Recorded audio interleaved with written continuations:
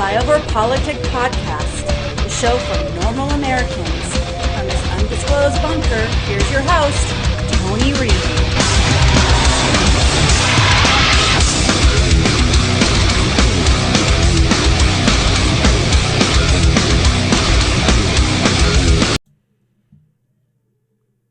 Welcome back to Flyover Politic Podcast. It is July 14th, 2024. And, this is great. This is great. If anybody's even remotely shocked, if you're even slightly shocked, you have not been paying attention. You just haven't been paying attention. This was coming. It happened exponentially. It's been happening to the right for a long time. I mean, we just got to go back to Steve Scalise, who we have sound bites. They get yelled at. He gets yelled at because he has no place to doing this. But when you spend all your time doing this, this is the left. I want to tell you, Gorsuch. President, do you think this was an assassination attempt? I don't know enough. I have an opinion, but I don't have any facts. So I want to make sure we have all the facts before I make any more comments. Thank you. Video from just a few moments ago when former President Donald Trump was on stage at his rally in Butler. Let me play that again. They tried to keep Trump off the ballot, and they tried to put him in jail, and now you see this. So you see a politically charged response from Chris LaSavita.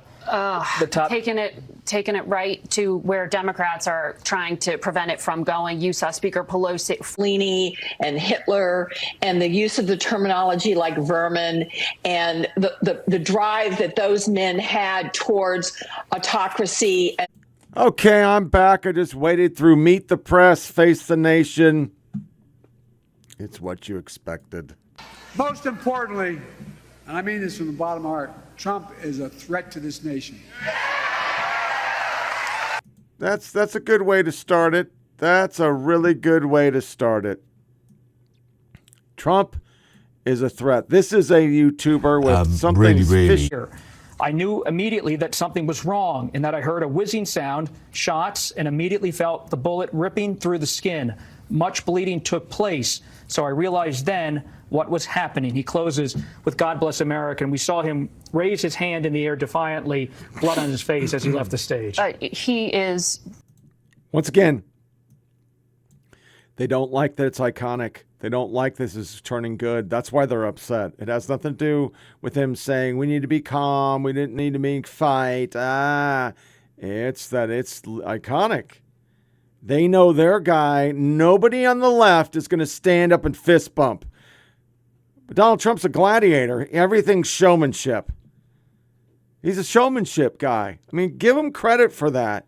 That's pretty badass. Here defiantly, blood on his face as he left the stage. He is recovering from these injuries now. This was a traumatic event, no doubt, for him. But I did notice there was no call for lowering the temperature, condemning all political violence, and really trying to signal to his supporters as well not to retaliate or to have any kind of escalation here. I just am looking at these statements. You're scared. You're scared because your side is And then the not high. It's all they have to run on. They can't run on Biden's record because the economy still sucks to the American people. Doesn't matter what paper says. I can honestly say, my life sucks. I had to buy a new car. It's very tight because things got more expensive. Nothing's improved, and they're not forced to improve it because we're told all the time, don't trust your lying eyes. Joe Biden is totally sharp. He runs circles around people.